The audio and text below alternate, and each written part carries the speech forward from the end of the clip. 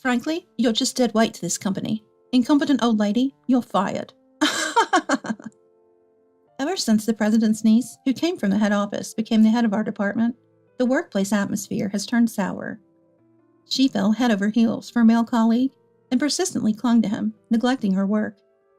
Because of this, we subordinates have been swamped with overtime, with even our lunch breaks getting cut short. Moreover, even consulting with the president brought no solutions. Then one day, the department head handed me my dismissal.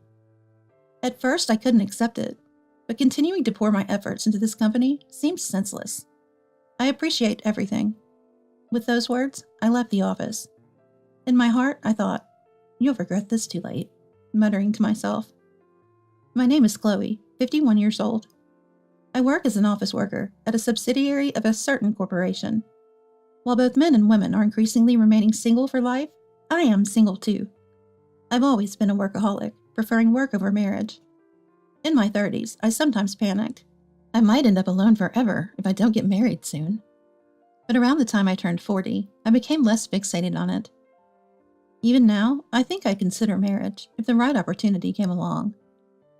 My relationships at work were excellent, especially the younger colleagues who looked up to me, often inviting me out for meals or drinks and coming to me for advice. My days were fulfilling. However, everything changed when our department head was replaced. The new head, Aurora, a 39-year-old single like me, transferred from the head office, the president's niece. She fell for Benjamin, a male colleague in the same department. Benjamin is 45 now. He's a clean-cut guy, popular among the younger female staff. He's a man of few words, but highly competent. From her first day, Aurora stuck to Benjamin and unfortunately started slacking off at work. That day, even though it was only 10 a.m., Aurora said to Benjamin, "Mr. Benjamin, it's about time for a lunch break, right? Why don't you join me for lunch? There's a chic restaurant about 20 minutes away by taxi." "Manager, it's too early for lunch, and we can't go to a place that takes 20 minutes by taxi. Our lunch break is only supposed to be an hour." "Don't worry, I'm the manager, after all. If I'm with you, you're allowed to take as long a break as you want." At Aurora's words, not only Benjamin but everyone in the office frowned. Actually, I had been consulted by Benjamin several times about Aurora. Aurora, it seems, kept taking Benjamin to the conference room during work hours for idle chatter, and Benjamin was troubled because he couldn't get his work done. Feeling I had no choice, I went to Aurora's desk and said, "Manager, there's still time before lunch. Benjamin has work that needs to be done right now. If you take a 2 or 3 hour lunch break, the rest of us employees will have to pick up the slack." "What? Is that a problem?" Aurora glared at me sharply. "It's a big problem, especially since our rival's performance has been improving lately, and the president has told us to work harder than ever. My uncle has entrusted me with the full responsibility for this department. I don't need you telling me what to do." I couldn't believe these words were coming from someone about to turn 40. The excessive overtime and inability to take a proper lunch break for us other employees were due to Aurora disrupting Benjamin's work. Moreover, Aurora would swiftly leave work as soon as it was time to clock out. Even if our beloved Benjamin was working overtime, she preferred to leave right on time. After Aurora repeatedly ignored my warnings, I decided to talk to the president directly. "President, the manager is interfering with Mr. Benjamin's work. Please, could you do something about it?" "Well, I've heard about it from Benjamin and other employees, but I've left the department entirely to Aurora. It's not for me to intervene." "But the work progress is getting worse." The president sighed in annoyance. "Really? We need to work hard not to fall further behind our rivals. I have a lot of other things to do. Don't add to my workload." "But..." "Don't make me repeat myself. Get back to work, that's all." I was dumbfounded. I never thought the president would be this kind of person. Though I had heard rumors of mistrust from some employees, so it was true. Perhaps the president found it bothersome to meddle in subordinate relationships and was somewhat favoring his niece Aurora. That's why I, the most senior in the department, along with the section and division heads, had to keep warning Aurora whenever she caused trouble. Moreover, the frequency of Benjamin's consultations about Aurora increased, and he and I spent more time together. It didn't take long for Aurora to start disliking me. That day, after managing to escape Aurora's persistent lunch invitations as usual, Benjamin and I had lunch outside. Returning to the office after the meal, Aurora muttered to me, "Acting flirty at your age? Huh? Ridiculous." I was taken aback. I never expected to evoke such jealousy from a woman over a decade younger at my age. After hearing what Aurora had muttered, Benjamin later apologized to me. "I'm sorry for causing trouble for you, Chloe." Benjamin bowed deeply, but he wasn't at fault. "Don't worry about it. I'll do my best so that you and the other younger employees can work comfortably. Feel free to talk to me about anything, okay?" However, since then, Benjamin has reduced how often he spoke to me in front of Aurora, trying not to cause me trouble. So I started initiating conversations with Benjamin. I couldn't ignore a junior colleague in trouble, as I've always done, and Aurora's jealousy towards me grew stronger by the day. One day, as usual, because of Aurora, Benjamin and I ended up working overtime. "Another day of overtime," I muttered to myself. Aurora, sneering, said to me, "Chloe, working overtime again. Overtime is for the incompetent who can't get their work done, right? Benjamin doesn't need to stick around and help an old lady like you." Aurora didn't know I was helping with the work Benjamin couldn't finish. Incredibly, despite being a manager, she had no idea how much or what kind of work her subordinates were doing. Then Benjamin, with a raised corner of his eye, looked at Aurora and said, "Chloe is helping me with overtime because you're interfering with my work. Chloe is neither incompetent nor an old lady." Benjamin himself had repeatedly asked Aurora, "Please don't interfere with my work." But seeing Benjamin openly angry and counter-arguing like this was a first for me. Aurora, taken aback, stepped back and looked like she was about to cry. Then glaring at me, she left the office without a word. The next morning when I arrived at work, Aurora was unusually already there. Since Aurora always arrived several minutes late, I was surprised. Seeing me, Aurora said, "Chloe, could you come here, please?" I went to her desk, and the next moment, Aurora said something outrageous to me. "You're fired." What? Shocked by Aurora's sudden announcement, I stood there doubting my own ears. "Please pack up your desk. You'll be paid 30 days severance pay, so you don't need to come in tomorrow." Wait a minute. What's the reason for my dismissal? I can't accept this. Of course I said this to Aurora. "You have too much overtime. Our company can't afford to pay overtime to someone as incompetent as you." "Excuse me? But that's because you've been interfering with Benjamin's work." "It's not just about the overtime. Being just a regular employee at your age? Frankly, you're just dead weight to this company. An incompetent old lady like you is fired." At that moment, I remembered how Benjamin had defended me and gotten angry at Aurora the day before. Probably Aurora felt even stronger resentment towards me and decided to expel me from the company. The junior employees, including Benjamin, who was present, protested vehemently against my dismissal. But Aurora, even to Benjamin's words, just said, "Quiet," and wouldn't listen. Initially, I couldn't accept the dismissal, but then I thought about it again. Why work under such a person, feeling miserable every day? Is there any point in contributing my valuable time and effort to a company led by someone who let such a person run rampant? Finally, I answered Aurora. "Understood. I appreciate everything." And then I packed my personal items from my desk. As I was leaving the office at the end of the day, Aurora, laughing in a high-pitched voice, said, "How refreshing to be rid of an incompetent subordinate." I didn't retort and just left the company silently. In my heart, I thought, "You'll regret this too late," muttering to myself. The next day when I was at home, I surprisingly received a call from Aurora. I thought I had handed over my work to the section heads, division heads, and other employees. Could there have been something I missed? Though I didn't want to talk to Aurora, I reluctantly answered the phone. "Hello?" "Hello, Chloe. You left your coffee cup in the break room, you know?" Aurora reminded me, and I realized I had forgotten to check for any left-behind items in the break room, preoccupied with handing over my work. "I'm sorry. Please feel free to dispose of it." I thought that was the end of the call, but Aurora continued talking. "Oh, really? By the way, everyone's been complaining to me about firing you. But even without someone as incompetent as you, our company will do just fine, you know?" It seemed the real reason Aurora called me was not about the forgotten item, but rather to vent her irritation from being complained to by the subordinates. "At your age, finding another job will be tough, won't it? So sad being single and all. It's your fault for being an incompetent who only does overtime, right? Anyway, today's a $10 million deal day. Who's handling it? At that moment, I heard Benjamin's voice faintly over the phone. The person in charge resigned yesterday. What? The person handling that deal was Chloe. What? Apparently surprised, a loud noise came through the phone, probably Aurora dropping it. After picking up the phone, Aurora said to me, "You're kidding, right? When I told you that you were fired, you didn't say a word about handling such an important deal. No one else mentioned it to me either." Everyone tried to tell you.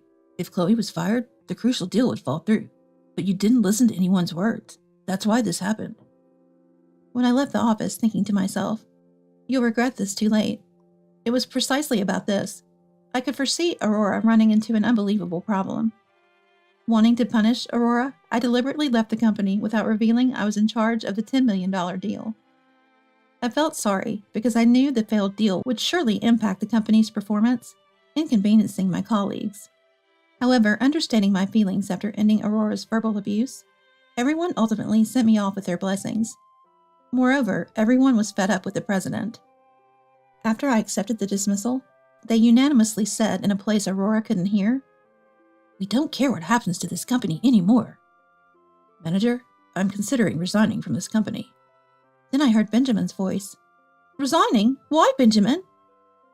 "It's not just me. Everyone here is thinking of resigning. Chloe was involved not only in the $10 million deal, but in other major projects. Our key clients were contracting with us because Chloe was here. Now that Chloe's gone, this company is finished."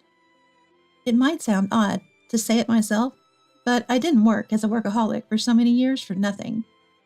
While my female colleagues from my generation and juniors resigned upon getting married, I just kept working relentlessly. Naturally, I was quite skilled in my job. Since my early 20s, I always prioritized work and spent my days focused on it. Interestingly, about 15 years ago, I was appointed as a manager. However, I felt more fulfillment working as a regular employee than in a managerial position. So I asked the president to demote me back to a regular employee. "Chloe was contributing so much to the company," Aurora muttered, and then I heard another employee, not Benjamin, speaking to her. Apparently, they were just on the phone with the client for the deal, and upon learning I was no longer handling it, "Please consider our conversation null and void," they said. "That's terrible. My uncle emphasized several times that we must succeed in this deal. Tell them, the manager from the head office will personally handle it." I heard the employee, as instructed by Aurora, speaking on the phone to the client. However, the client insisted on nullifying the deal and even hung up. "This is serious. I need to speak to them myself and resolve this." Then Aurora frantically started calling the client. Her explanations were so confused, I tensed up, worrying she might anger them further. Aurora had little grasp of what her subordinates were working on. Though it's not surprising this happened, it was still dreadful. A few minutes into Aurora's call, there was a sudden silence, followed by her weak mutter. "They hung up on me." I could imagine Aurora standing at her desk, pale-faced. Honestly, I felt a sense of satisfaction. It even brought a smile to my face. Then I said to Aurora on the phone, "Hello, manager, can you hear me?" "What? Hello?" "I'll be hanging up now. Again, thank you for everything." Just as I was about to press to end the call button, Aurora stopped me. "Wait, don't hang up. Chloe, please come back to the company." "What?" "I'll apologize for everything I've said and done to you. Please just come back." Aurora sounded desperate, but of course I had no intention of returning. "I'm sorry, but that's impossible. Excuse me." "Wait, don't hang up. I said I'd apologize." "You were the one who fired me, right? And now that things have gone wrong, you want to act as if nothing happened and expect me to come back. That's too convenient. Goodbye." Then I finally hung up the phone. Aurora called several times after that, but I blocked her number without hesitation. That evening, while preparing dinner, my doorbell rang. Opening the front door, I was surprised to find Aurora and the president standing there. "Even though I left everything to Aurora, I never imagined she would dismiss you of all people. I'm truly sorry. Of course your dismissal is canceled. Please come back." "I'm so sorry." Both of them bowed deeply to me.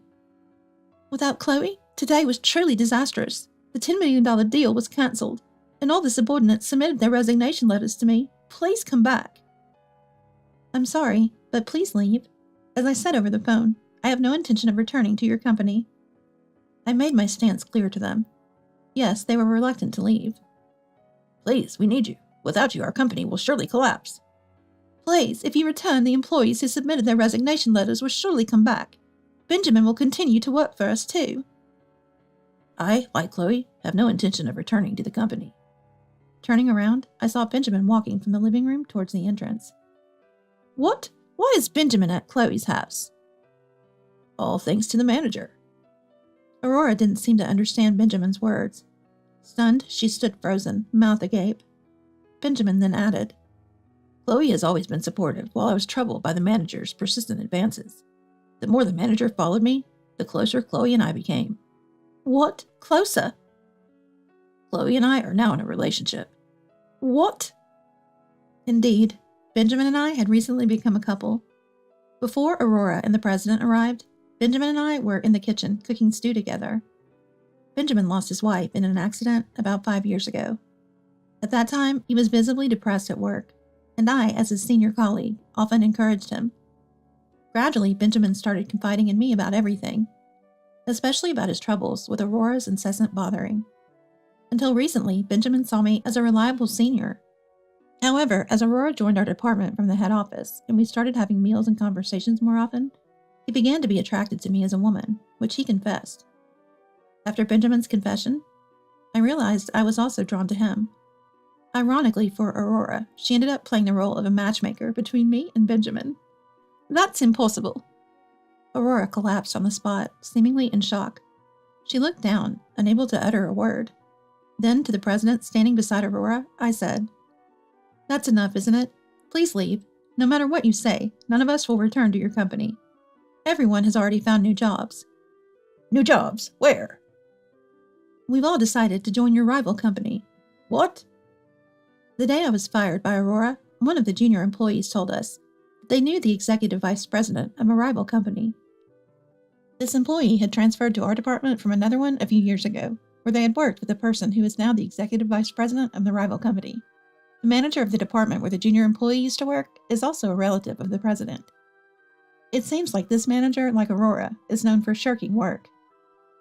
The employees in that department had consulted the president about the manager's laziness, but he, just like in this incident, did nothing about it. Disgusted with the president, several employees resigned, one of whom is now an executive at the rival company. This growing rival company was apparently in need of more staff. When the junior employee discussed our situation with the executive, they invited all of us to join their company. Thanks to that, I quickly found a new job. Please don't make me say it again. Both of you leave. I insisted as I was about to close the door. Wait, I understand. How about I pay you double your previous salary? The president offered. What? We want you back that much. Please return to us. I was utterly dismayed by the president's words and sighed the deepest sigh of my life. President, it's not about the money. We've decided not to return because you don't care about your employees. I'll change that, please. It's too late for that now. And trying to solve this with money? I can't trust you. Please leave. Finally, the president seemed to give up. He was crying and left, pulling a stunned Aurora with him. Soon after, the company collapsed. The parent company was kind enough to transfer the employees to other subordinates or the head office, but the president, Aurora, and the lazy department manager lost their jobs. The president was even divorced by his wife. His neglect of her and lack of gratitude, coupled with the company's collapse, seemed to be the last straw. The president has not only resigned himself to a lonely old age, but also spends his days tirelessly working to repay the massive debt incurred by the company's collapse. Aurora is doing the same, working from early morning until late at night without rest, helping to pay off the president's debt. Considering it all started because of Aurora, I think it's only fair. They aren't allowed to take a break, even though they've collapsed from overwork several times. The lazy department manager from the other department was fired from every new job for the same reason, and is now living a homeless life, having been disowned by his family and relatives. As for me, I'm working hard at my new company, where the president is very caring towards the employees. I'm in a great work environment, and even managed to secure contracts with several companies I've previously dealt with, including the $10 million deal, which was successfully completed at my new company. The president offered me a promotion, but I preferred to remain as a regular employee. 3 years later, Benjamin and I got married. I never thought I'd marry, but finding such an attractive man like Benjamin changed my mind. I'm very happy now.